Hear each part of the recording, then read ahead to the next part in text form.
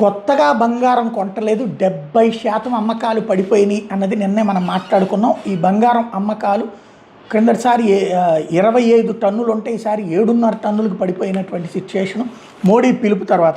అయితే పాత ఆభరణాలు ఇచ్చి కొత్తవి మాత్రం తీసుకుంటున్నారట. ఇది తాజాగా హైలైట్ అయినటువంటి పసిడి ధర అధిక స్థాయిల్లో కొనసాగుతుండదు. కొత్త ఆభరణాలు కొనేందుకు పూర్తి మొత్తాన్ని వెచ్చించడానికి బదులు పాత వాటినే మార్చేసి ఆ వచ్చిన డబ్బులకి మరికొంత కలిపి కొత్తవి తీసుకుందామనే ధోరణి ఇటీవల కొనుగోలుదారులో పెరుగుతోంది. పాత ఆభరణాలు మార్చి కొత్తవి తీసుకోవాలనే ఆలోచన ఇప్పటిదేమీ కాదు. అయితే ప్రజల్లో నెలకొన్న కొన్ని సందేహాలు, భయాల కారణంగా పసిడి ఆభరణాల మార్పిడి విషయంలో వాళ్ళు వెనకడుగు వేస్తుంటారు. పసిడి స్వచ్ఛతను సరిగ్గా నిర్ధారిస్తారా, వేరొక నగల వ్యాపారి వద్ద కొన్న ఆభరణాలకు సరైన ధర ఇస్తారా, ఏవేవో రుసుముల పేరుతో ఛార్జీలు వేసి తుది విలువ తగ్గిస్తారనే విషయం మీద ప్రజలు ఆందోళన చెందుతుంటారు. పాత ఆభరణాలను మార్చుకునే కుటుంబం, అది నెక్లెస్ కావచ్చు లేదా ఏళ్లపాటు దాచిపెట్టిన చిన్న విరిగిన ముక్క కావచ్చు, అందులోని ప్రతి గ్రాముకి సహేతుకు విలువ పొందాలని కోరుకుంటుంది.